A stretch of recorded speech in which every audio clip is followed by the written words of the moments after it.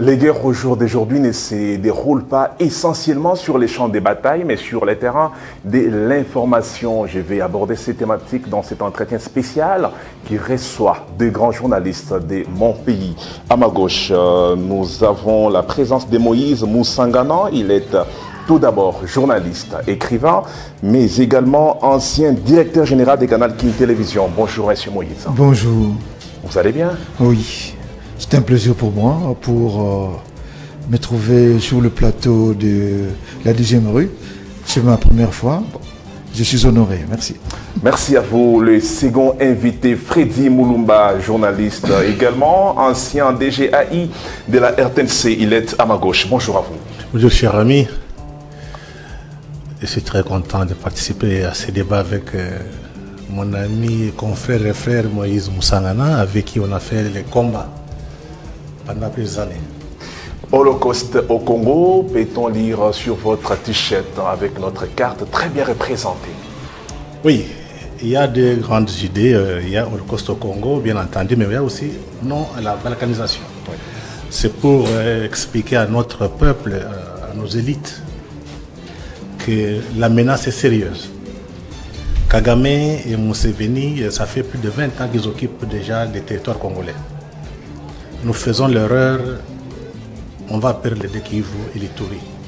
Donc ils sont déterminés avec les multinationales. J'ai l'impression que les médias à Kinshasa s'occupent beaucoup plus de la musique et de la religion. Et c'est dangereux. Ce qui va arriver ici, c'est, je dirais un peu, nous risquons de connaître un esclavage sur notre propre territoire.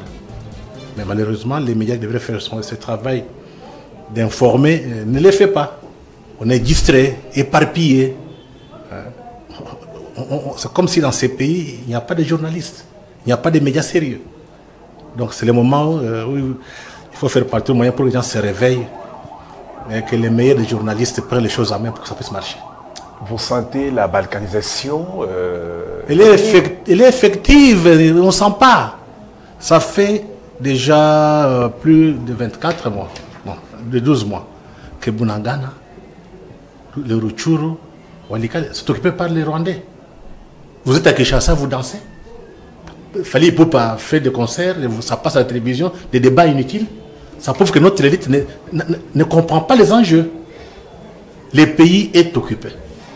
Aujourd'hui, la seule chose qu'il faut faire, c'est d'abord à travers les médias, mobiliser notre peuple, ensuite faire la guerre. Les drames que les gens ont peur quand on parle de la guerre. Ils disent, ah, c'est pas une bonne chose, on va mourir. Mais c'est pire que l'esclavage. Hein? Ce qui va se passer ici, il faut retenir. Ne fait pas la guerre, le Congo implose. Ça fait depuis 2009 que j'avais lancé la campagne contre la balkanisation. Personne n'y croyait. Ça fait 14 ans, donc on peut dire 15 ans aujourd'hui. C'est en train de se réaliser. Donc maintenant, il faut stopper. La meilleure façon de stopper Kagame avec les Occidentaux qui veulent prendre notre pays, il faut la guerre. Mais vous avez alerté contre la balkanisation depuis Belle Lurette. À Parma, il n'y avait pas du répondant par rapport à votre message. Du répondant, ce n'était pas facile parce que il faut dire que la classe politique congolaise qu'on a aujourd'hui a été formée par Kagame et Museveni. On ne pouvait pas entrer au pouvoir à Kinshasa, devenir ministre, tout comme devenir DG, sans être soutenu par Kagame. Donc c'est Kagame et Museveni qui contrôlaient notre classe politique.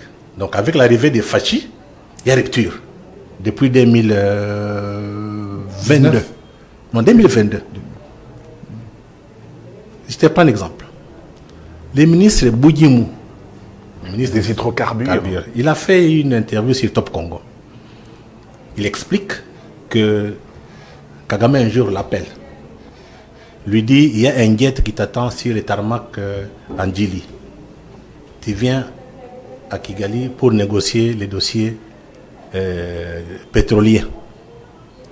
Le ministre Boudjimou appelle le président. Le président lui répond, prenez vos responsabilités. 2021. Vous comprenez? Et Kagame a touché Boudjimou sans passer par le président Tshisekedi. Ça dit beaucoup de choses. Donc il faudrait qu'on prenne conscience. Nous sommes une puissance. On ne peut pas accepter d'être humilié jusqu'à ce niveau. Une chance aujourd'hui qu'on a, c'est parce que Fachi est là. Prenez conscience rapidement. Faisons la guerre. On va parler des médias. La guerre n'est pas seulement militaire, elle est aussi médiatique. Mais quand vous avez des journalistes qui sont dans la jouissance, distraits, on va se réveiller un jour, Munaganda, donc les deux Kivu, Ituri et Nord Katanga, sont annexés au Rwanda. Ces gens sont déterminés, ce n'est pas une blague. Monsieur Moïse, vous sentez que Kagame est déterminé de faire de la partie orientale l'extension de son pays, Kigali? Mais ça, si vous avez lu, il y a beaucoup de littérature là-dessus. Si vous avez lu notre estimé frère qui est mort entre-temps, le professeur Philippe Buyoya, il avait toujours martelé dans ses livres que le Rwanda veut faire du Kivu sa zone d'influence politique, tandis que Museveni veut faire de l'Ituri sa zone d'influence économique. Donc ce sont des écrits qui datent de l'époque où Freddy avait commencé à alerter avec sa campagne non à la balkanisation. Oui, déjà, même bien avant. Donc avec sa campagne non à la balkanisation. Mais il faut dire, pour ne pas s'écarter du sujet, je crois que, comme Freddy venait de le dire, que la guerre n'est pas seulement avec des armes. La guerre, elle est aussi médiatique. Parce qu'il faut d'abord savoir qu'est-ce qu'on appelle guerre médiatique. La guerre médiatique, c'est quoi? C'est juste un ensemble de méthodes et d'actions dont on peut se servir pour causer un dommage à l'adversaire ou soit avoir de l'ascendant sur lui. C'est ça la guerre médiatique. Donc, et la presse a vraiment un rôle de choix dans cette campagne, dans cette croisade. Je vais vous donner un exemple. Prenons les États-Unis. En 1917, les États-Unis sont éloignés de l'Europe. Ils ne veulent pas participer à la guerre, à la Première Guerre mondiale. Mais le président Wilson Woodrow, qui est président à l'époque, lui, en visionnaire, trouve qu'il faudrait que les États-Unis s'impliquent dans cette guerre parce que les États-Unis vont gagner sur le plan diplomatique, politique et même économique parce que la guerre pourrait faire tourner l'industrie américaine, surtout l'industrie d'armement. Et qu'est-ce que le président Wilson Woodrow a fait? Il a choisi 2 personnes. Et parmi, j'ai dit 2 personnes. Un sociologue et un journaliste. C'est avec ces 2 personnes que le président Wilson Woodrow a mené une campagne pour essayer de retourner la façon de voir les Américains. Et les Américains ont finalement décidé d'entrer en guerre. Et les États-Unis en ont tiré le bénéfice jusqu'à aujourd'hui. Ce sont la grande puissance du monde. Aujourd'hui, quand on parle de l'OTAN, vous avez suivi dernièrement, quand Trump dit que s'il est président, les pays européens qui ne vont pas payer pour l'OTAN, ils ne seront pas protégés par les Américains. Je crois que vous avez suivi la réaction des pays occidentaux. Donc, il a fallu cette entrée en guerre des États-Unis en 1917 avec l'appui d'un journaliste, notamment d'un journaliste, pour que les États-Unis aujourd'hui soient ce qu'ils sont aujourd'hui. Vous voyez, vous avez la guerre en Ukraine. Ukraine, je voudrais dire l'Occident et la Russie à travers l'Ukraine. Mais vous savez aujourd'hui, tout ce qu'il y avait comme organe médiatique d'obédience russe, tous ces médias en Europe, dont en Occident, n'existent plus aujourd'hui. Ils ont été fermés. Et que quand vous suivez le programme de télévision occidentale, celle que nous suivons beaucoup plus ici, c'est quoi? Vous avez France 24, vous avez Antenne 2, vous avez RFI et consorts. Vous ne trouvez pas un programme qui aille à l'encontre de la participation de la France à la guerre en Ukraine, ou qui va dans le sens de l'Occident dans la guerre en Ukraine. Et même plus grave, Ségolène Royal, qui est une personnalité française, a été suspendu d'antenne. Je ne sais pas si on a levé ça, parce qu'il avait osé critiquer la politique de la France en Ukraine sur les médias français. Donc voilà. Les médias congolais devraient faire quoi concrètement? Mais le média doivent savoir leur rôle. Parce que le média c'est une socialité. Cette socialité n'existe pas seulement en temps de paix. Cette socialité existe aussi en temps de guerre.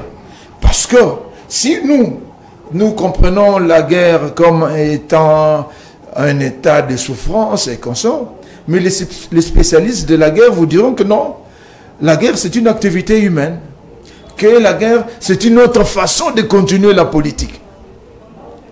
Donc si les médias ont toujours servi de véhicule pour des idéologies et consorts pendant la période de paix, mais a fortiori, à période de guerre, parce que le pays dont le média, auquel le média appartient peut être en guerre, et le média peut être un instrument aussi pour faire la guerre. Je venais de définir ici qu'est-ce que la guerre médiatique. Donc, nous devons changer notre façon de voir les choses. Parce que quand vous dites qu'est-ce que les médias doivent jouer, je vous ai parlé ici. J'ai rappelé un peu l'histoire des États-Unis. Qui a donné cette ligne à suivre? J'ai rappelé l'histoire des États-Unis ici pour dire que le président américain s'est dit que en visionnaire, il a vu, mais il a fallu des gens pour convaincre les Américains. Et il a utilisé un sociologue et un journaliste. Ça voudrait dire que les médias ont un rôle prépondérant à jouer, surtout en ce moment où ce pays est menacé de balkanisation. Donc, mais qui doit mettre en mouvement les médias? Oui, qui doit mettre en mouvement les médias? Mais c'est là tout le problème dans notre pays. Parce qu'on a l'impression qu'il y a des gens qui attendent qu'un messie vienne, qui leur dise que voici ce que vous devez faire. Mais nous devons prendre conscience.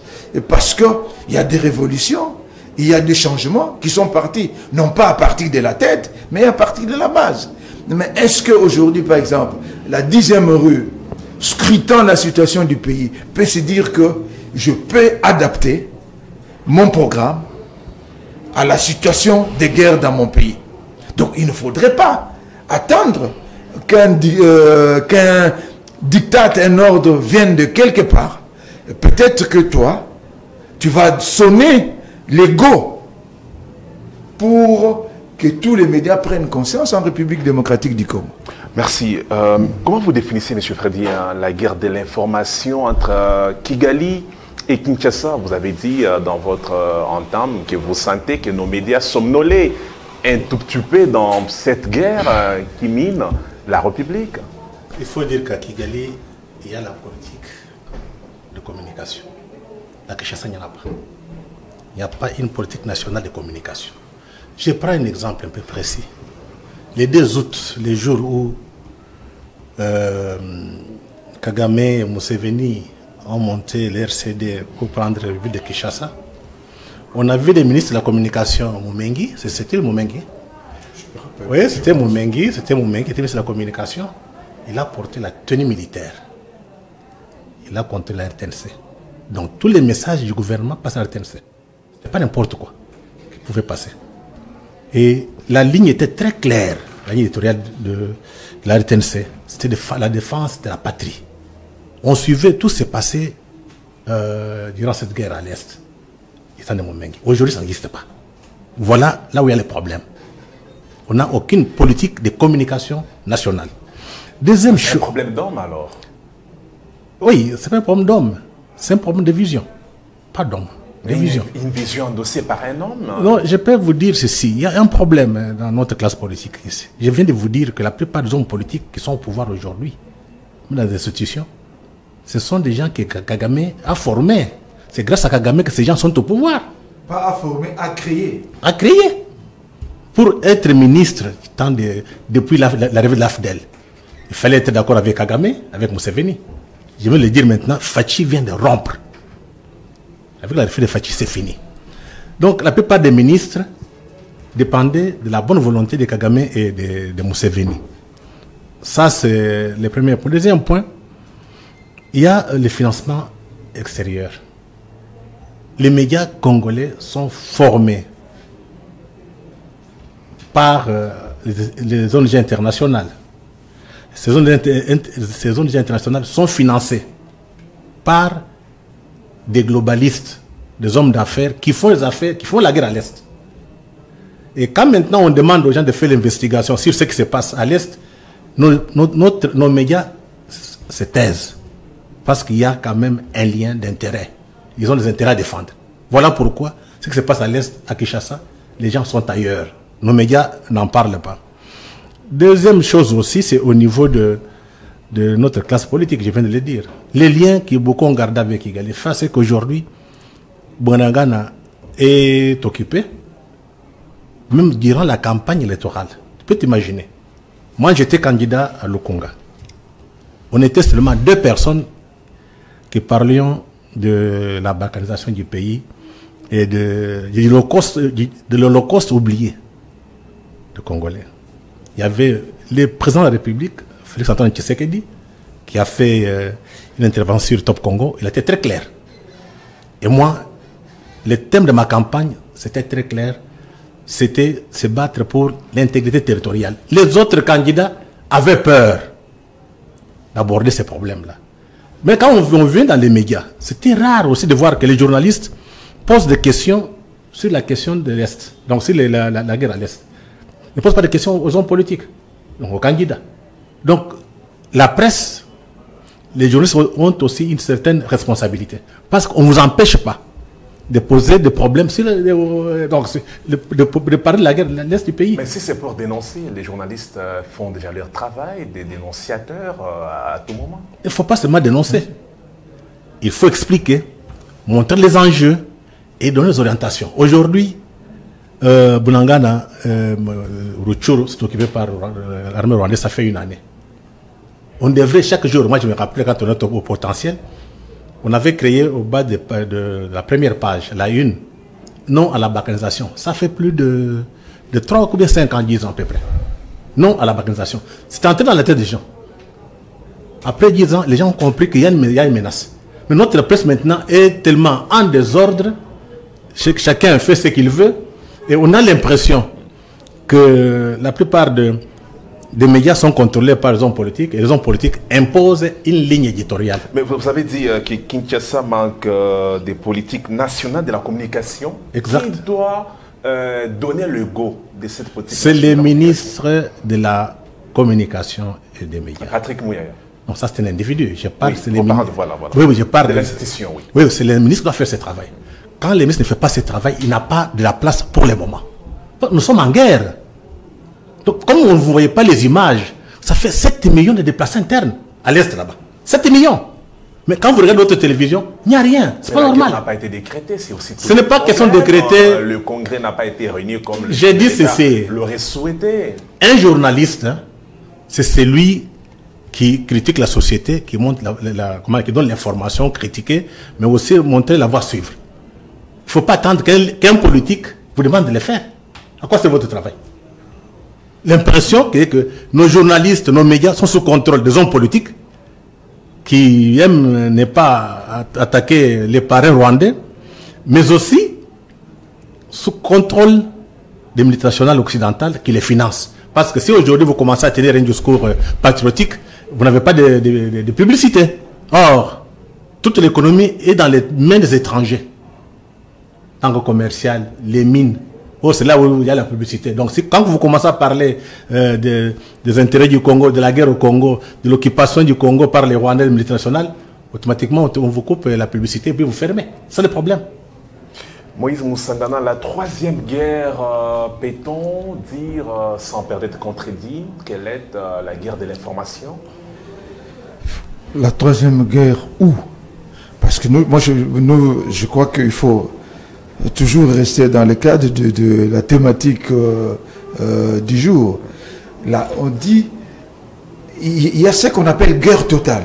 La guerre totale, c'est quoi? C'est on utilise tous les moyens possibles qu'il faut pour faire la guerre. Et parmi ces moyens-là, il y a l'information. Donc, le média.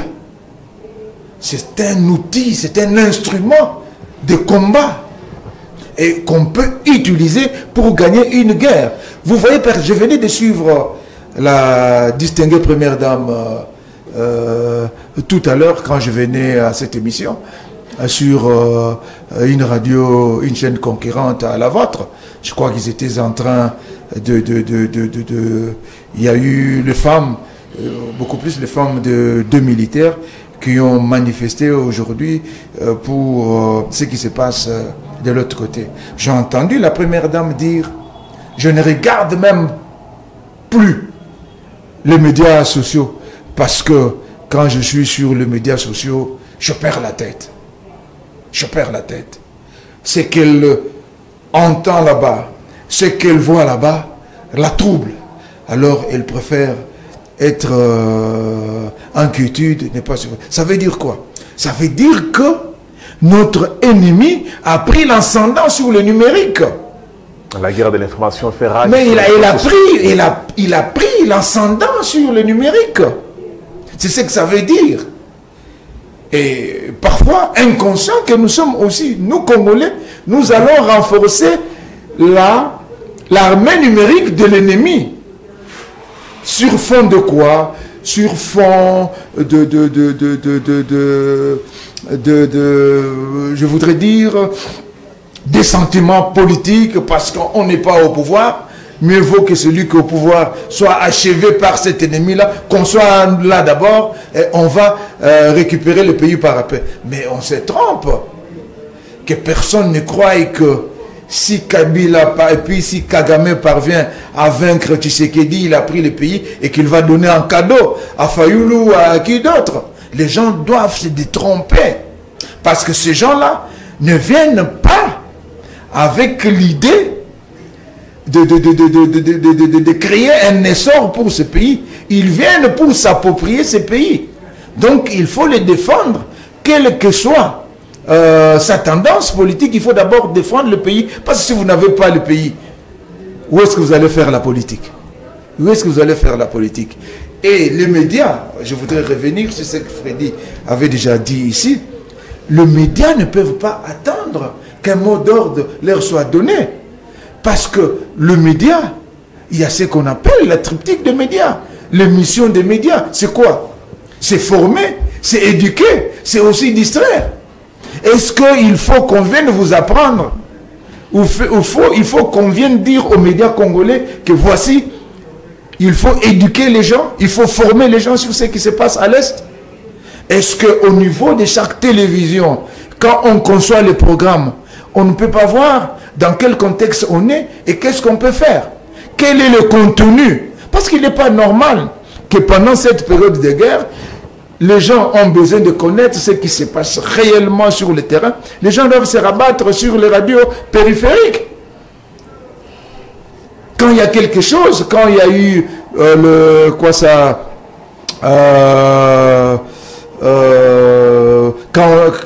quand il y a eu les avions qui ont détruit le World Center à New York, aux États-Unis, on n'a pas mis RTNC pour savoir ce qu'il y a. On a mis CNN pour savoir qu'est-ce qui se passe là-bas. Mais comment pour savoir ce qui est à Goma? On ne peut pas mettre RTNC, on ne peut pas mettre 10e rue, on ne peut pas mettre Antenne A, on ne peut pas mettre Télé 50, on ne peut pas mettre... ainsi de suite. On doit se rabattre sur RFI par exemple. On doit se rabattre sur la voix de l'Amérique. On doit se rabattre sur... Mais il y a quelque chose qui ne va pas. Ce n'est pas un problème des moyens qui ne sont pas ce n'est pas un problème de nos médias. Ce n'est pas un problème de moyens. Pour concevoir d'abord un programme, ça ne demande pas les moyens. Dans les programmes, on peut les concevoir, mais il faut... Non.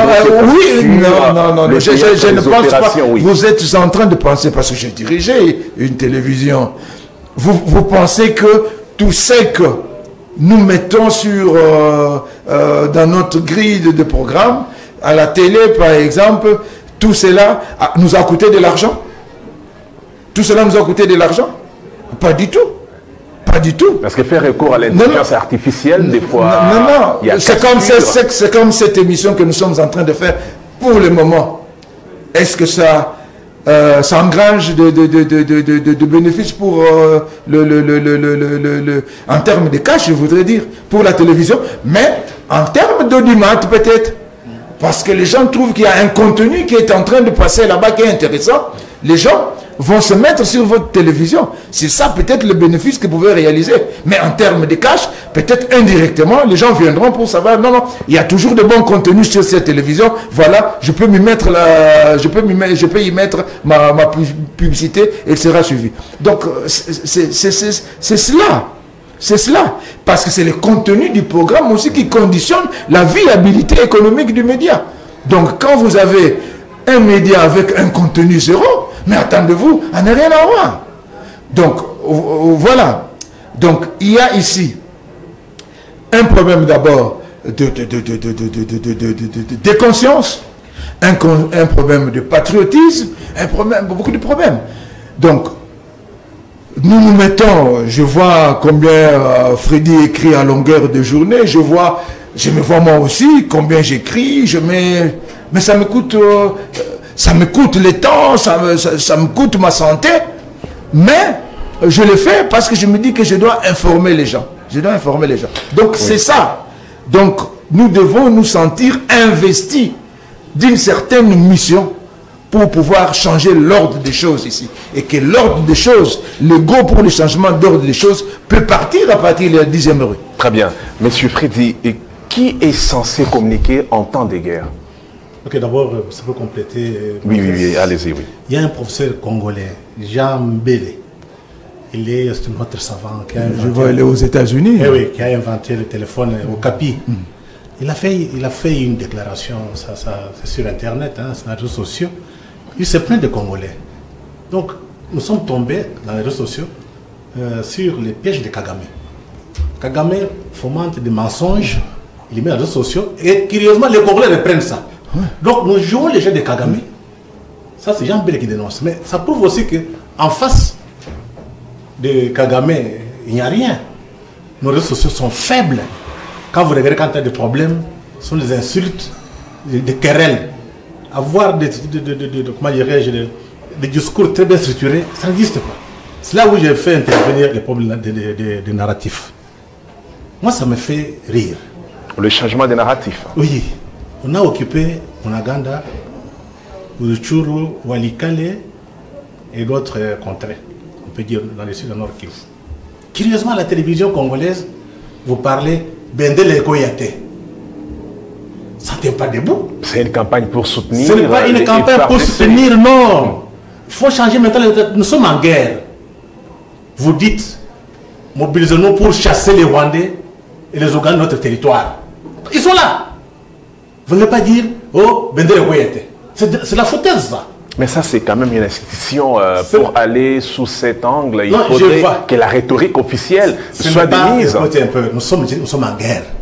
Je te prends l'exemple de la télévision de Burkinabé, tout comme les Nigérians, tout comme les Maliens. Mais suivez ces gens-là. Un discours clair. On attaque. Là, nous sommes en guerre. Quand vous dites que Bendele Koyate, donc il faut attendre jusqu'à ce que Bendele Koyate. Donc, il faut passer à l'action. C'est-à-dire au peuple, on a occupé nos territoires par l'Ouganda et le Rwanda. On va faire la guerre. Pourquoi tout ce que le président dit, on ne sait pas récupérer ça? Moi, ça m'étonne. Le président parle clairement. Il ne cédera même pas un morceau, un centimètre du Congo. Il va faire la guerre pour récupérer nos territoires. Vous allez dire non, donc c'est un narratif pour divertir. C'est une diversion. Donc nous devons changer de narratif. Des éléments importants. D'abord, nous avons l'Holocauste. 10 millions de morts. Mais à la télévision congolaise, ils sont dans des histoires inutiles. On peut tuer les gens au Kivu là-bas. Ici, vous êtes ailleurs, dans la musique. Et vous faites autre chose. Il y a 7 millions de personnes internes. On n'en parle pas. On vous dit on a occupé les pays. Kagame Museveni, Kagame parle clairement qu'il veut prendre ces territoires qui se trouvent au Congo. Les Occidentaux vous disent non, vous devez couper les pays. Non? Au lieu de dire nous ne voulons pas que le Congo soit balkanisé, vous dites non, Bendele Koyate. Donc, c'est un narratif qui ne tient pas debout. Donc, il faudrait aujourd'hui avoir un narratif de combat. Nous mobilisons notre peuple pour bouter dehors tous les bandits, les Occidentaux qui occupent notre territoire, qui pillent et qui tuent les Congolais. Voilà les véritables narratifs qu'il faut donner au peuple congolais. Et dès qu'on a un tel narratif dans tous les médias, ça veut dire je parle de la politique nationale de communication, on décide dans tous les médias de garder les orientations à faire, donc les orientations à suivre. On suit ça, comme chez Canal, votre, comment on appelle ça, 10e rue. Hein? Oui, 10e rue, oui. Et vous devez changer votre discours, au moins chaque jour, avoir des émissions pour expliquer à notre peuple qu'est-ce qui se passe réellement sur le terrain. Pourquoi jusqu'aujourd'hui, le Congo est occupé. Les Occidentaux, pourquoi ne veulent pas parler? Donc pourquoi les silences? Mais les Américains se sont prononcés, ils ont condamné vous êtes fermement vous êtes des naïfs. Kagame. Ce que j'ai dit, que c'est la naïveté de la presse. Revenez à l'histoire. Mais avant l'histoire, mais il y a quand même une déclaration qui est tombée via son ambassade. Revenez dans l'histoire. Je te prends des exemples. En 2001, M. Kagame et Museveni ont occupé le territoire congolais. C'était sous l'administration George Bush fils. Colin Powell, secrétaire de l'État américain, a intimé l'ordre à Kagame d'arrêter le tout. Kagame a arrêté le tout. Qui le dit? C'est Herman Cohen dans ses mémoires. Deuxième exemple que je vais encore vous donner, je pense vers 2012. Quand Kagame, avec ses amis, ont pris Goma, Obama a appelé, Kagame s'est retiré. C'est ainsi que notre armée a pris Goma, a récupéré Goma. Donc, c'est l'Amérique qui nous fait la guerre. Il ne faut pas être naïf. Voilà la naïveté des Africains de Congolais. On est en train de vous tuer. On va vous dire non, l'ambassadeur. Il a dit quoi? On tue des gens. Kagame sur le terrain, qui demande à Kagame de retirer ses troupes. Pourquoi il ne demande pas? Ils vont comprendre ce que j'appelle les rapports de force. Nous mettons 10 millions de morts, pardon, 10 millions de personnes dans la rue. Ces gens vont reculer. Mais ils ont manifesté ici. Combien de gens étaient également appréhendés, on les a mis interdits de ne plus s'attaquer aux chancelleries occidentales. D'abord, ce n'était pas bien organisé. Ça sont des initiatives privées et ce n'est pas normal. Quand un pays est en guerre, il faut organiser les combats médiatiques, les combats de mobilisation de la population. On demande aux gens de marcher et puis on doit les accompagner. Peut-être coordonner. Coordonner. Et puis avec un discours clair, ce n'est pas Bendele Koyate, mais c'est non à la balkanisation, l'Holocauste qu'on a oublié. Donc il faudrait choisir les termes, des concepts. Et quand vous parlez, tout le monde comprend. Mais la manière dont on fait la campagne ici, contre la balkanisation, bien contre la guerre à l'Est, c'est pour brouiller les cartes. Nous sommes en matière de communication, nous savons comment brouiller les cartes. Donc il faut qu'on change les discours. Parce que ce qui se passe ici, c'est la série de notre pays. Bah, si les discours n'est pas changé, ça voudrait dire qu'on est complice. Il y a beaucoup de complices à Kinshasa qui ne connaissent pas. Il y a des complices, non? C'est la peur que la presse a. Les jours où la presse va faire son travail, cherchez les complices là. Commencez à les dénoncer. Ça va changer. Mais quand la presse est là, en train de regarder, en disant non, on attend que le gouvernement dénonce les complices. Non, faites votre travail. Si vous voyez un bandit qui vient dans la maison, vous devez dire non, non, monsieur, tu es un bandit, il faut te chasser, il faut les chasser. Mais vous croisez les bras, vous faites les prières. Les prières, vous êtes avec les ambassades, vous êtes content. Un ambassadeur ici est ici pour ses intérêts. Voilà la naïveté. Non, les Américains sont des hypocrites. Pas hypocrites. Ils sont là pour leurs propres intérêts, pas pour vos intérêts. Mais c'est ça la diplomatie. Mais Monsieur Moïse Moussala, quel message doit-on porter en ces moments? Je crois qu'il y a certaines choses que Freddy a dites qui peuvent être explicitées. Mais je pense que Bendele Koyate avec le mais ça valait la peine. Attendez. Avec non à la balkanisation, ce n'est pas différent. Mais sauf que ça change d'écran. Il faut donner beaucoup de contenu.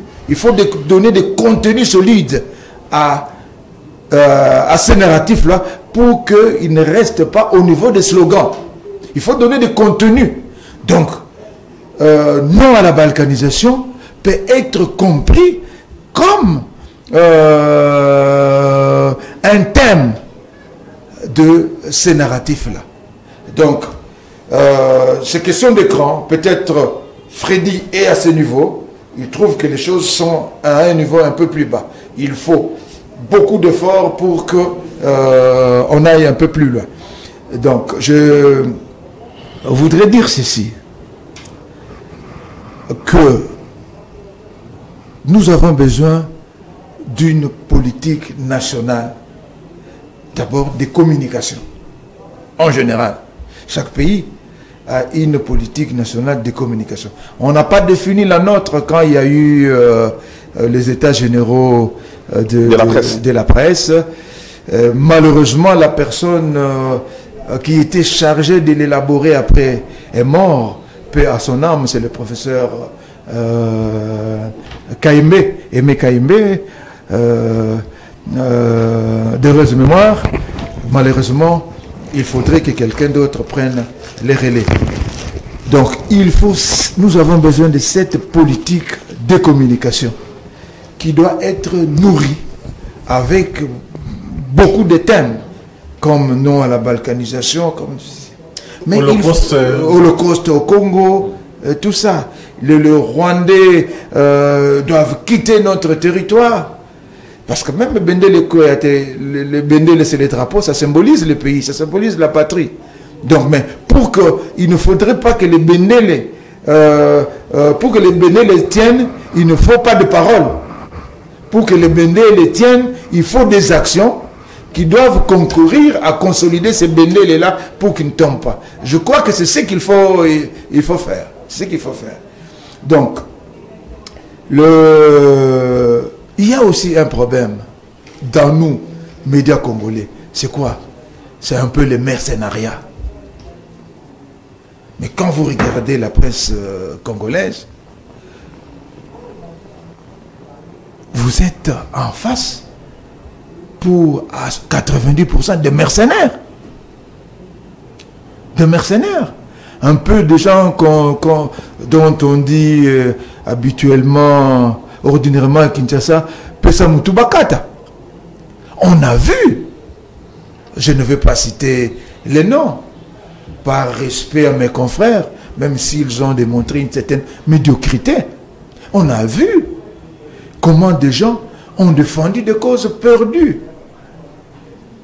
des causes insensées, des causes inutiles. Pourquoi? Parce que il y a eu le fait que un bon samaritain, pour lui a garanti peut-être, je ne sais pas moi, une vieille voiture, je ne sais pas moi, un téléphone et qu'on sort. Et monsieur, vous allez là-bas, sur la place publique, vous dites ceci, vous dites cela et qu'on sort. Et les journalistes, inconscients, viennent, ils débobinent tout ce qu'on lui a dit. Et il en ajoute même. Alors, qu'est-ce que vous pensez qu'on puisse faire? Comment cette presse-là, faite des mercenaires, peut arriver à révolutionner le pays, à changer les choses? Il y a aussi, je crois qu'il faut aussi, demain, parce que si on a besoin de cette presse-là, parce que la presse dont on a besoin, on n'en a pas encore, j'ai l'impression. Mais il faudrait aussi, demain, corser même les conditions d'autorisation de médias. Parce que s'il y a un domaine où l'administration américaine met ses petits doigts, alors que c'est un pays à tradition démocratique, c'est la gestion des fréquences. Les fréquences dans un pays sont comme d'autres matières premières. On ne les donne pas n'importe comment. C'est ainsi que, parce que les fréquences sont la propriété de l'État américain, et l'État américain va avoir un coup d'œil sur ce que les gens font de sa ressource. C'est ça ici le problème. Mais les fréquences-là, ils sont données à qui? Ils sont même pour rien. Et pour quel combat?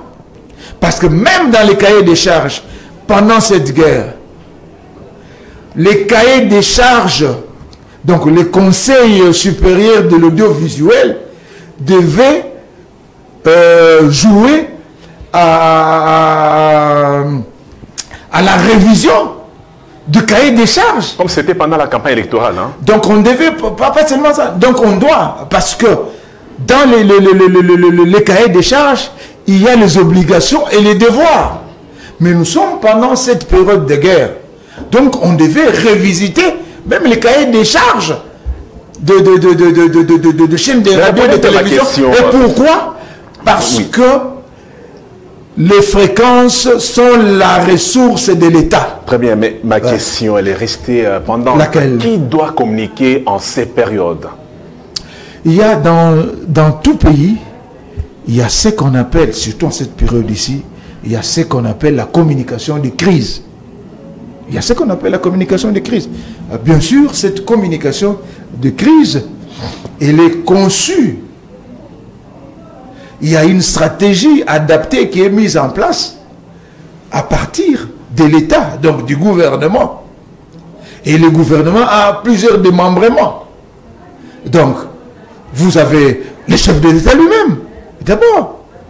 Je crois qu'il a communiqué à plusieurs reprises sur cette guerre. En dehors du président, vous devez... le ministre, tous ceux qui ont une parcelle de pouvoir dans le pays, peuvent communiquer, mais ils doivent savoir sur quoi communiquer. Les médias aussi. Les médias aussi. Parce que les médias sont les relais des institutions comme ça. Donc voilà, c'est tout un ensemble. Mais il faudrait qu'au niveau du gouvernement, parce que quand on regarde au niveau du gouvernement... Est-ce qu'on sait la communication du gouvernement? Elle est au point... Non, c'est-à-dire qu'il faut une unicité de communication au niveau du gouvernement. Cela est dû peut-être à quoi?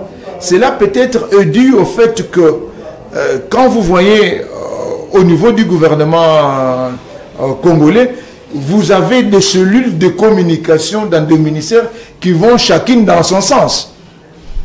Alors que ailleurs, ces aléas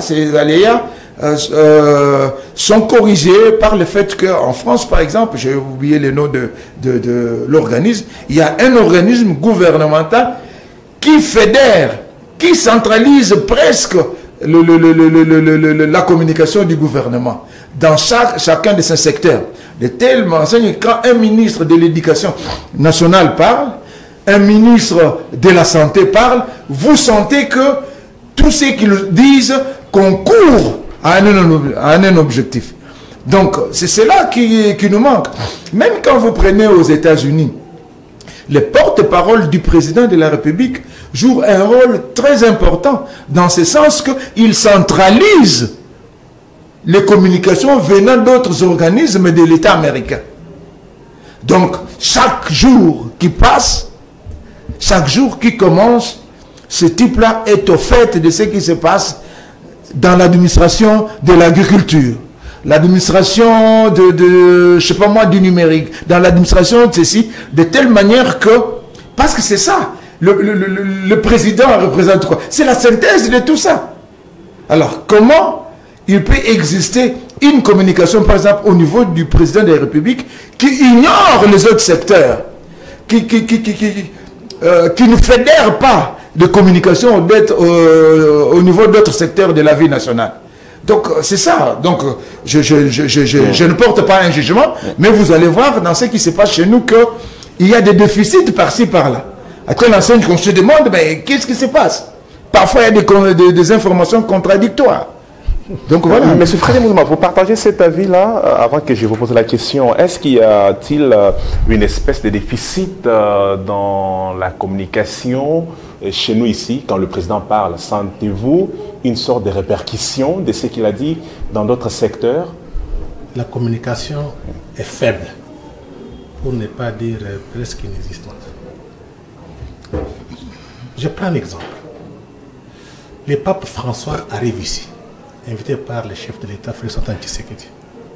Le pape François fait un discours pour réveiller les Congolais.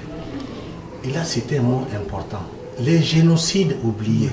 Quand vous prenez son texte qu'il avait lu, à l'intérieur, le mot génocide n'existait pas. Ça, c'était écrit par ses collaborateurs. Mais il a dit génocide oublié. La presse à Kinshasa a fait semblant de ne pas entendre. Même l'église catholique n'a même pas repris ça. Ça pose un problème très sérieux. Donc, entre ceux qui décident en haut et ceux qui doivent faire les relais. Et l'autre chose aussi concernant les chefs de l'État, partout il passe, il dit la même chose. Il ne va pas négocier avec M23. Kagame, ils vont se retrouver. Donc, il ne peut pas négocier avec Kagame. Quand les chefs parlent, il y a un vide. D'abord, en matière de communication, les chefs vous parlent, qu'est-ce qui va se passer? Vous donnez d'abord l'information. Après l'information, vous cherchez un spécialiste en matière. Des débats dans toutes les chaînes sur... Dans décortiquer. Oui, sur les véritables enjeux. Qu'est-ce que les chefs ont voulu dire? Mais dès que les chefs vont parler, il n'y a plus rien. Donc ce n'est pas aux chefs de venir vous dire faites ça. Ça prouve que ceux qui doivent faire ce travail ne sont pas à la hauteur. Alors que la situation est très grave. Donc, je dirais qu'il y a à un niveau élevé une cassure entre ce que le président dit et la masse. La masse n'est pas mieux informée. On n'a pas expliqué correctement ce que le président a voulu dire. Mais aussi, il ne peut pas parler à tout moment. Il faudrait quand même qu'il y ait des relais dans les médias. Même des intellectuels même peuvent écrire des livres. Comme il n'y a pas seulement que les journalistes. On peut écrire des livres sur la situation. Dites-moi un peu, depuis que cette guerre, que les Rwandais maintenant... Non, notre élite a failli, en quelque sorte, concernant la répercussion des messages du chef de l'État. Je pense que non, ça c'est au niveau des institutions. Oui. Hein? Les privés peuvent le faire, ils peuvent ou ne pas. Mais il y a des structures qui doivent faire ce travail. Décortiquer tous les discours du président. Qu'est-ce qu'il a voulu dire? Quelles sont les orientations qu'on doit donner?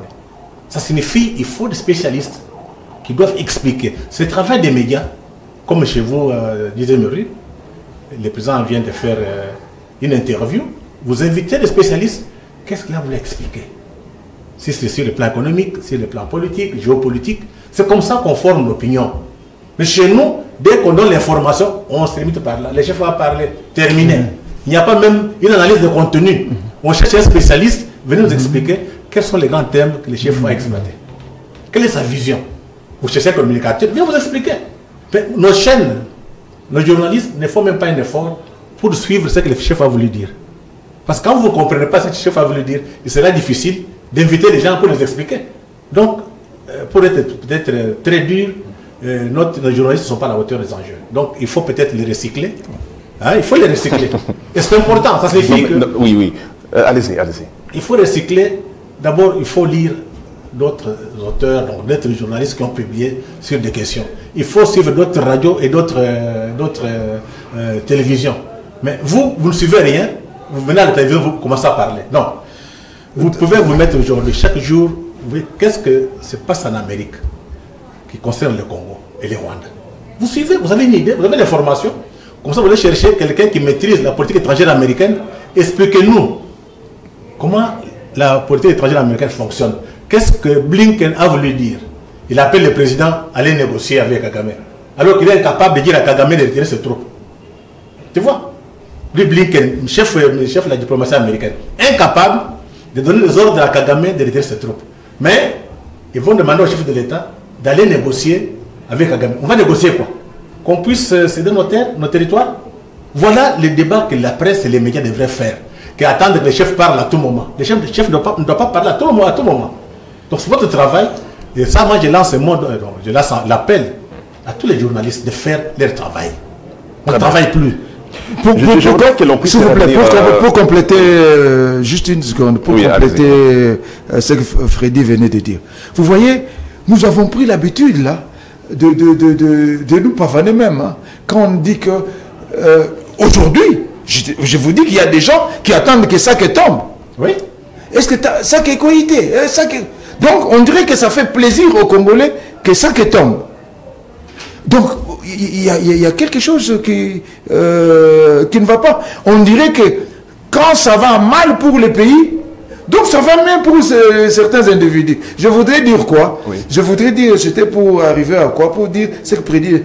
Vous avez l'esprit qui a gagné la fonction publique congolaise, où quelqu'un vient là-bas, parce qu'il a un numéro matricule, il peut passer chaque mois signer, et comme ça. C'est comme ça, le journaliste, parce que il a été à l'IFASIC, soit il a été à la faculté catholique. Chez les catholiques là-bas ou à l'Udikine. C'est fini pour lui. Il ne fait aucune recherche alors qu'un journaliste est par excellence un chercheur.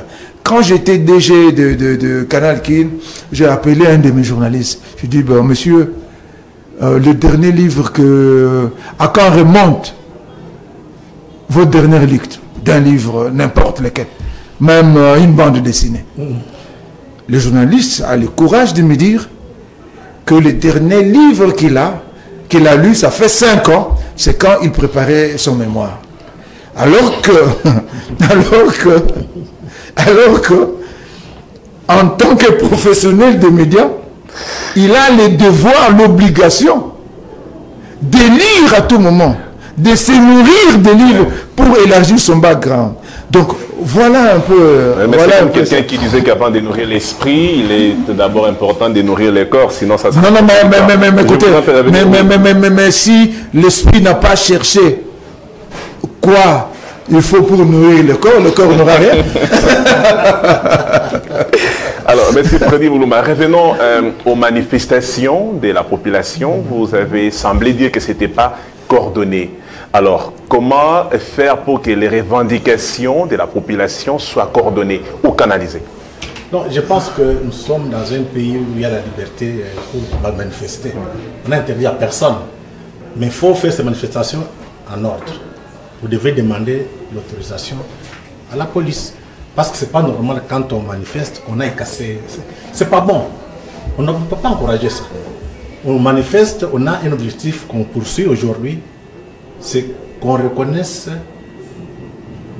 les 10 millions de morts de Congolais, notre génocide, et qu'on ne puisse pas diviser, balkaniser notre pays. Les deux messages importants. Ça signifie que quand vous allez marcher, vous avez des calicots. Mais est-ce que vous avez vu des gens avec des calicots? Il n'y en a pas. Ils vont aller casser, c'est bien. Donc ça ne doit pas être spontané. Hein. Non, c'est spontané, c'est qui n'est pas bon. Il faut que ça soit organisé, qu'il y ait quand même des responsables. En cas de problème, on va interroger qui? Ils ont parlé, qui est le chef? Il y a un problème. Il faut, quand on manifeste, c'est pour atteindre un but, il faut qu'il y ait un chef derrière. Quand il y a un problème, on va dire non, regardez les revendications. Vous revendiquez quoi? C'est une confusion. C'est déjà un passé, mais si demain on va encore manifester, il faut que ça soit organisé. Ce n'est pas interdit. Il faut aussi demander l'autorisation à la police qui peut encadrer les manifestants. Ah, mais en termes de propositions, pour épouser la théorie de M. Moïse qui disait qu'il a senti une sorte d'ascendance du numérique de Kigali sur notre numérique ici. Comment faire pour casser Non, je pense est-ce que c'est un mythe ou bien... Non, ce n'est pas un mythe, c'est une réalité. Kagame a un bureau Congo Desk à Kigali. Ils connaissent tout ce qui se passe ici. Donc, quand nous parlons là, ils regardent. Et déjà, quand on met par exemple, tu mets un document sur Internet, Kagame est alerté. Il y a tout un service qui travaille pour ça. Chez nous, il n'y en a pas. C'est le problème. Ça signifie qu'il faut d'abord qu'il y ait des débats entre nous, Congolais, et qu'on donne des propositions pour qu'on puisse arriver à frapper, à faire la guerre médiatique à Kagame. Donc ça signifie qu'il faut faire appel à des spécialistes. Jusqu'à présent, il y a beaucoup d'amateurisme en cette matière ici. Ça signifie aussi qu'il faut qu'il y ait une définition très claire de la politique nationale de communication. Pour le moment, il n'y en a pas. Moi, je viens de parler ici d'une communication en crise. Il n'y en a même pas. C'est que M. Mouya il raconte mais fois. Il a des briefings, il invite des ministres sectoriels, on fait les rapports de ce qui se passe dans chaque domaine. Soyons pragmatiques. Oui. Vous voyez ce qui se passe au Mali, ce qui se passe au Burkina Faso, ce qui se passe au Niger. Tout est très clair, hein? Parce qu'il y a la guerre. Que faire pour mettre fin à la guerre? On ne va pas venir avec un narratif pour endormir les gens. C'est d'abord organiser notre peuple. Regardez à travers la ville ici. Il n'y a même pas une banderole qui dénonce la menace, c'est la barbarisation du pays, qui dénonce l'Holocauste, les 10 millions de morts. Même pas un papier. Il y en a où? Il y a un problème. Donc, il y a un déficit de communication. Il y a un joueur qui est refoulé à Kigali, j'oublie son nom, je suis trop nul en sport. Voilà, j'apprends qu'il est déjà à Kinshasa. Mais son geste, c'est un geste noble. Mais il l'a fait à Kigali, c'était au risque et péril de sa vie. Oui, parce qu'à un moment donné, on ne peut pas supporter. Vous savez, bon, lui, il a joué pendant peut-être quelques temps, mais les Israéliens ont été des esclaves des Égyptiens pendant des siècles. Mais à un moment donné, ils se sont levés. Ils se sont levés pour partir, pour se libérer. Donc je crois que on a assez blagué dans ce pays. Il est temps qu'on prenne conscience de notre situation et nous devons nous libérer. Pour cela, il faut quoi? Il faut une stratégie.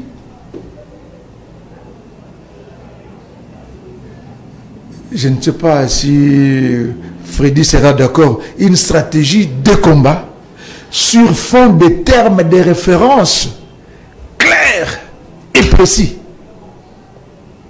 Donc voilà. Il faudrait, parce que même cette guerre-là, vous savez qu'il y a même des Congolais qui ne savent même pas comment cette guerre a commencé. Parce qu'aujourd'hui, il y a même des gens qui facilement disent que non, il faut négocier avec les Rwandais. Mais quand on voit les raisons premières qui ont amené Kigali à envahir notre pays, aucune de ces raisons-là ne subsiste aujourd'hui à une analyse. Kigali a dit qu'il venait au Congo parce qu'il y avait menace de FDLR. Et il vient chercher les FDLR. Donc avec l'AFDEL, on a eu même un chef d'état-major général rwandais, en la personne de James Kabarebe. Donc ce type-là a été chef d'état-major général de l'armée congolaise pour le beaux yeux des Congolais, alors qu'il était à la poursuite de FDLR. Il ne les a pas trouvés. En plus de cela, il y a eu 5 ans d'occupation de l'Est par les RCD, donc par les Rwandais. Donc pendant ces 5 ans, les Rwandais, avec tout ce qu'on lui reconnaît comme Armada et ceci, a été incapable de déloger ces FDLR. Sous Kabila, il y a eu aussi ça. Donc pendant tout ce temps-là, on n'a pas pu attraper même un FDLR, même une centaine. Mais le président Tshisekedi a dit quelque chose devant les Nations Unies. Qu'on nous dise quand et où, même ces soi-disant FDLR, où les Congolais ont occupé ne fût-ce qu'un centimètre carré dans le Rwanda. Tu peux fouiller tous les livres du monde, tu peux retourner tous les fichiers dans l'internet, il n'y a pas. Donc ces FDLR-là ne sont pas une menace. C'est même un leurre. C'est de la manipulation. Oui, mais c'est ça la guerre médiatique. C'est ça la guerre de communication, mon ami.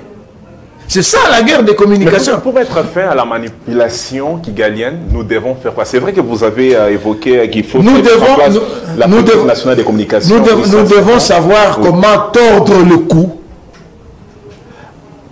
à ce que le voisin est en train de distiller comme information, comme est en train de faire comme propagande.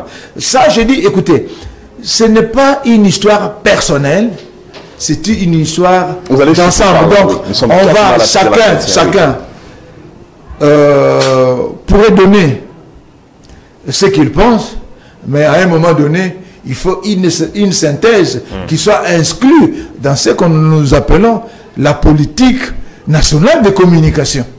Donc, cette politique-là, c'est la synthèse.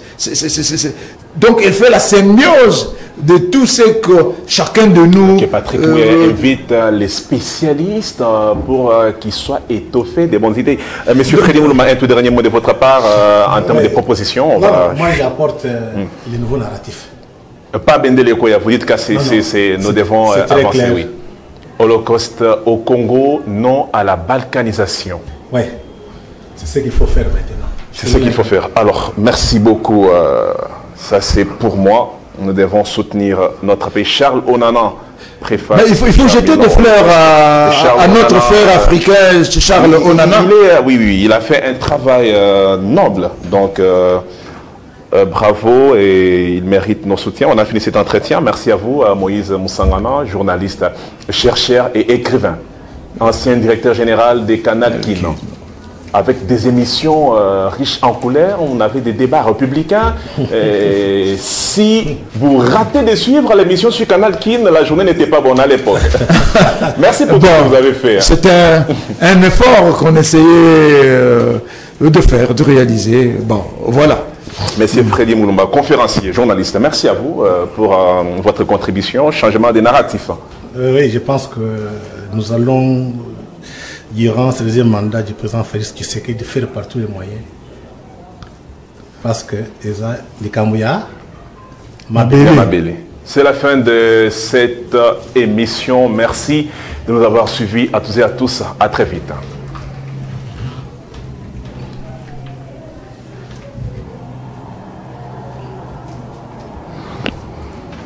Mais tu étais les joueurs.